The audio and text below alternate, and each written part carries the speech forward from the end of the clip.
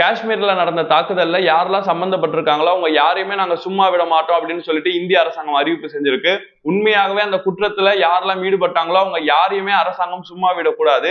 ஆனா இங்க என்ன நடந்துகிட்டு இருக்கு அப்படின்னு சொன்னா, இந்த ஒரு சம்பவத்தை ஒரு காரணமா வச்சு இந்தியாவுல இருக்கக்கூடிய முஸ்லீம்களும் பாகிஸ்தானுக்கு போகணும், இங்க இருக்கக்கூடிய முஸ்லீம்களும் தீவிரவாதிகள் தான் அப்படின்னு சொல்லிட்டு ஒரு பொய் பிரச்சாரம் அப்படிங்கிறது சமூக வலைதளம் முழுக்க இப்ப பரவிக்கிட்டே இருக்கு.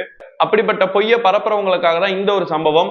நீங்க போட்டோல பாக்குற இவங்க யாரு அப்படின்னு சொன்னா, காஷ்மீருக்கு சுற்றுலாவுக்காக போயிருக்கிறாங்க. போகக்கூடிய நேரத்துல பயங்கரவாதிகளால இவங்களுடைய கணவரும் கொல்லப்படுறாரு.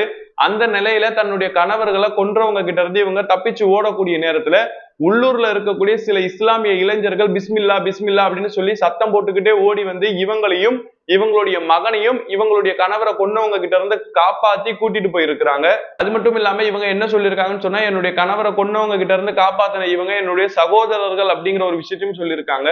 தீவிரவாதத்துல ஈடுபட்டவங்க முஸ்லிம்கள் அப்படிங்கிற ஒரே காரணத்துக்காக ஒட்டுமொத்த முஸ்லிம்களுமே தீவிரவாதிகள் தான் அப்படின்னு சொல்லிட்டு இன்னைக்கு ஊடகங்கள் செய்தி பரப்பிட்டு இருக்கு. இந்த ஒரு விஷயத்தை நீங்க எப்படி பாக்குறீங்கன்றத கீழே மறக்காம கமெண்ட் பண்ணிட்டு, இந்த மாதிரி எந்த மாதிரியான பொய் பிரச்சாரங்கள் எல்லாம் பரப்பப்படுது அப்படிங்கறத தொடர்ச்சியா பார்க்க நம்மளோட சேனல் மறக்காம ஃபாலோ பண்ணிட்டு அந்த ஒரு வீடியோக்காக வெயிட் பண்ணுங்க.